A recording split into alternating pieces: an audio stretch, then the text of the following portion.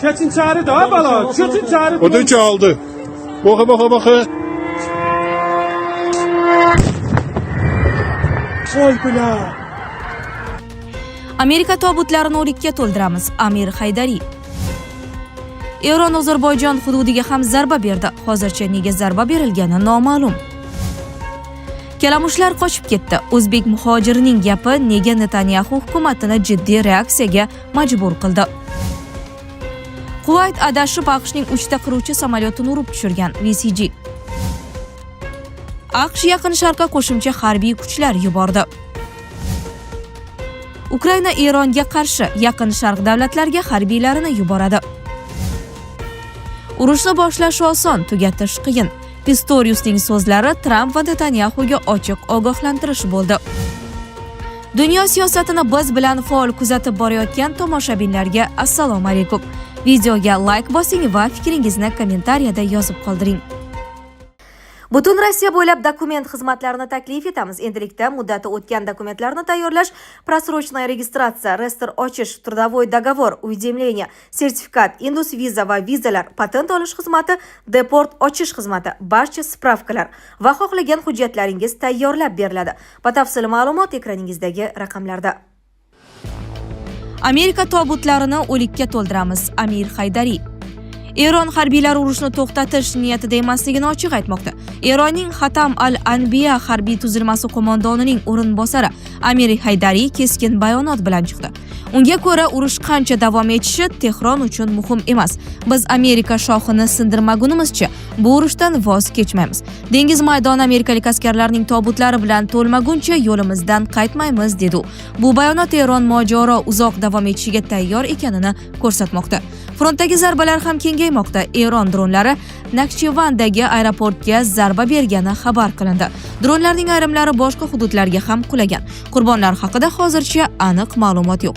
Bu hujum mojaro geografiyasi kengayotganidan darak beradi. Isroil hududida ham zarbalar davom etmoqda. Manbalarga ko'ra, Eron raketalari Tel Avivga uchib kelib, Isroilning mashhur Iran Dom havo mudofaa tizimini yorib o'tgan. Bu esa Eron raketa hujumlari hali ham jiddiy tahdid bo'lib qolayotganini ko'rsatadi. Bir vaqtning o'zida Eron hududida ham portlashlar qayd etildi. Damavand yaqinidagi Haydar Kara raketa bazasida kamida 5 ta portlash sodir bo'lgani aytilmoqda. Bu zarbalar Eronning raketa infratuzilmasini nishonga olish strategiyasining bir qismi bo'lishi mumkin. Urushning iqtisodiy tomoni ham og'ir. Pentagon ma'lumotiga ko'ra, Erondagi harbiy operatsiyalar kuniga taxminan $1 milliard tushmoqda. Bu mojaro uzoq davom etsa, hatto yirik davlatlar uchun ham ulkan moliyaviy bosim keltirishi mumkin. Urushga qarshi norozilik ham paydo bo'lmoqda. AQSh senatidagi yig'ilish vaqtida bir AQSh dengiz piyodalari faxriysi Eronga qarshi urushga qarshi chiqdi. Qo'riqchilar uni zal tashqarisiga olib chiqmoqchi bo'lganida u qarshilik ko'rsatdi. U eshik orqasida qo'li qisilib qolgani aytilmoqda. Bu hodisa urush AQSh ichida ham bahsiy masalaga aylanayotganini ko'rsatadi. Shu bilan birga mintaqadagi boshqa nuqtalarda ham zarbalar qayd etildi. Isroil raketasi Zaxli yaqinidagi avtomagistralda harakatlanayotgan avtomobilga urilgan. Tahlilchilarga ko'ra, raketa hujumlari, dron zarbalari, strategik bombardimonlarning bir vaqtning o'zida kuchayishi mojaro endi qisqa operatsiya emas, balki keng ko'lamli urushga aylanayotganini ko'rsatmoqda. Agar tomonlar zarbalarni to'xtatmasa, bu qarama-qarshilik butun Yaqin Sharqni qamrab olishi mumkin. Kalamushlar qochib ketdi. O'zbek muhojirining gapi nega Netanyahu hukumatini jiddiy reaksiyaga majbur qildi. Ijtimoiy tarmoqlarda o'zbekistonlik muhojir erkak raketa ogohlantirishi paytida suratga olingan videosi tarqalib ketgandi. Mazkur hodisadan so'ng erkak Isroil politsiyasi tomonidan hibsga olingani aks etgan video ham tarqaldi. Ma'lum bo'lishicha, bir necha kun avval o'zbekistonlik muhojir erkak ogohlantirish signali yangragan paytda panoh joylarga yugurayotganlarni videoga olgan. Videoda u "Mana hech kim qolmadi, kalamushlar qochib ketdi, hech kim yo'q" deb aytgan. Video ijtimoiy tarmoqlarda tez tarqalib, ko'plab Isroil Isroilliklarning keskin noroziligiga sabab bo'lgan. Xabarlarga ko'ra, erkakni buxorolik san'atkor Avihen ko'chada tanib qolib, huquq-tartibot organlariga xabar bergan va ko'p o'tmay politsiya yetib kelib erkakni so'roq qilish uchun hibsga olgan. O'zbekistonlik erkak bu ayblovni rad etib, video o'zining tanishlariga qaratilganini aytgan. Uning aytishicha, ogohlantirish paytida tanishlari uni yolg'iz qoldirib, bomba panohga qochgani uchun shu videoni hazil tariqasida olgan va videoning bu qadar keng tarqalishini kutmagan. Mazkur holat bo'yicha tergov olib borilmoqda. Kuvayt adashib AQShning 3 ta qiruvchi samolyotini urib tushirgan VCG. Kuvaytning FA-18 qiruvchi samolyoti Eronga qarshi harbiy operatsiyada ishtirok etayotgan AQShning 3 ta F-15 samolyotini adashib urib tushirdi. Bu haqda hodisaning dastlabki hisobotlari bilan tanish 3 ta manbaga tanib The Wall Street Journal xabar berdi. Manbalarning aytishicha, uchuvchi ittifoqchi samolyotlarni nishon sifatida aniqlagan va ularga 3 ta raketa uchirgan. Hujumga uchragan F-15 ekipajining barcha 6 nafar a'zosi katapulta qilishga muvaffaq bo'lgan. Ular hodisa joyidan evakuatsiya qilingan va hozirda ahvoli barqaror. Bu voqealardan biroz oldin bir nechta Eron droni Kuvaytning havo hujumidan mudofaa tizimini yorib o'tgan. Ulardan biri fuqarolik portida joylashgan vaqtinchalik tezkor markazga hujum qilgan. Natijada 6 nafar amerikalik harbiy halok bo'lgan. VCG manbalariga ko'ra, bu paytda Kuvayt kuchlari eng yuqori jangovar shaylik holatida bo'lgan. Radarlar yaqinlashayotgan samolyotlarni aniqlagach, ularga qarata o't ochilgan. AQSh qurolli kuchlari markaziy qo'mondonligi do'stona o't ochish tufayli 3 ta F-15 Strike Eagle qiruvchi samolyoti urib tushirilganini tasdiqladi. Hodisa faol jangovar harakatlar paytida sodir bo'lgani aytilmoqda. Bu holat hayot sifatiga ta'sir qilyaptimi?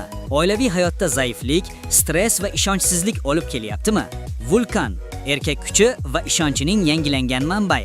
Prostata bezi adenomasi, surunkali prostatitdan qutulishga yordam beruvchi ishonchli formula. Atigi 5-7 kun ichida natijasini sezasiz. O'zingizni yengil va ishonchli his eting. Vulkan siz izlagan tabiiy yechim. AQSh Yaqin Sharqqa qo'shimcha harbiy kuchlar yubordi.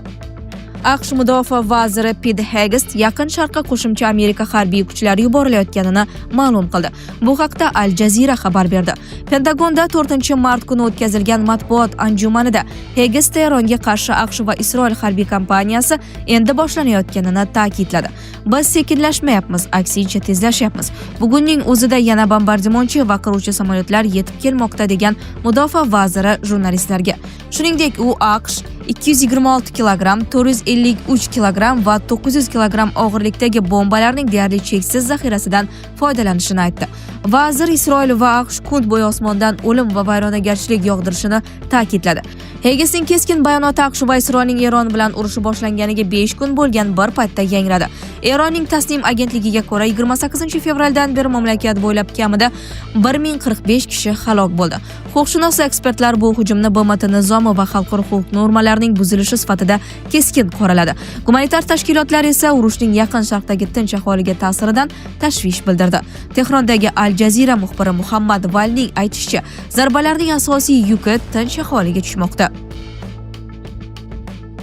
Ukraina Eronga qarshi Yaqin Sharq davlatlariga harbiylarni yuboradi.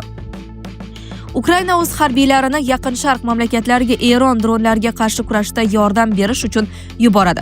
Bu haqda Ukraina prezidenti Vladimir Zelenskiy ma'lum qildi. Prezident 4-mart kuni Yaqin Sharqdagi vaziyat bo'yicha yig'ilish o'tkazdi. Zelenskiy Yevropadagi hamkorlar va AQSh bilan muloqot qilgani, Birlashgan Arab Amirliklari, Qatar, Iordaniya va Bahrayn rahbarlari bilan muzokaralar o'tkazganini aytdi. Ularning barchasi jiddiy tahdid oldida turibdi va bu haqda ochiq gapirmoqda. Eronning zarba beruvchi dronlari bizning shahar va qishloqlarimizga, Ukrainadagi infratuzilmamizga 4 yil davomida hujum qilib kelayotgan o'sha shahidlaridir. Ukraina inson hayotini himoya qilish va vaziyatni barqarorlashtirishga yordam bera oladi. Hamkorlar bu borada bizga murojaat qilmoqda, dedi Ukraina rahbari. Zelenskiy hukumatga, harbiy qo'mondonlikka va razvedka rahbarlariga Yaqin Sharq davlatlarini qo'llab-quvvatlash bo'yicha turli variantlarni ishlab chiqishni topshirdi. Shu bilan birga bu yordam Ukraina mudofaasini zaiflashtirmasligi kerakligini ta'kidladi. Harbiylarimiz zarur imkoniyatlarga ega, ukrainalik ekspertlar joyida ishlaydi va jamoalar allaqachon bu haqda kelishib olgan.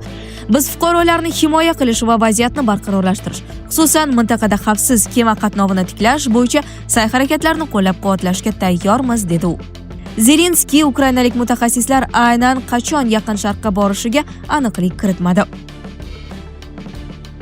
Urushni boshlash oson, tugatish qiyin. Pistoriusning so'zlari Tramp va Netanyahuga ochiq ogohlantirish bo'ldi. Germaniya mudofaa vaziri Boris Pistorius mamlakati Eronga qarshi urushda ishtirok etmasligini ma'lum qildi.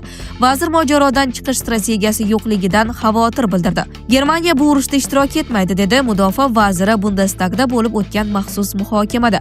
Parlamentda Eronga berilgan zarbalarni xalqaro huquq nuqtai nazaridan baholash masalasi ham muhokama qilingan. Germaniya bu mojaroda ishtirok etayotgan tomonlardan emas, dedi Pistorius. Vazir buning o'rnida Germaniya deeskalatsiyasiga ko'maklashish va zo'ravonlikning yanada tarqalishini to'xtatish uchun barcha imkoniyatlarni ishga solishini ta'kidladi. Shu maqsadda u Isroil, AQSh va Yevropa ittifoqidagi hamkasblari bilan aloqalarni davom ettirmoqda. Tarix shuni o'rgatdiki, urushni tugatishdan ko'ra boshlash oson. Bu mojarodan chiqish uchun aniq strategiya kerakligini anglatadi. Men esa uni hozir ko'rmayapman. Mintaqadagi mojarolarni faqat harbiy kuch bilan va yolg'iz hal qilish mumkin deb o'ylash xom xayoldir, dedi Germaniya mudofaa vaziri. Sizlarga yetkazmoqchi bo'lganlarimiz shulardan iborat edi. Dunyo yangiliklaridan uzoqlashmang.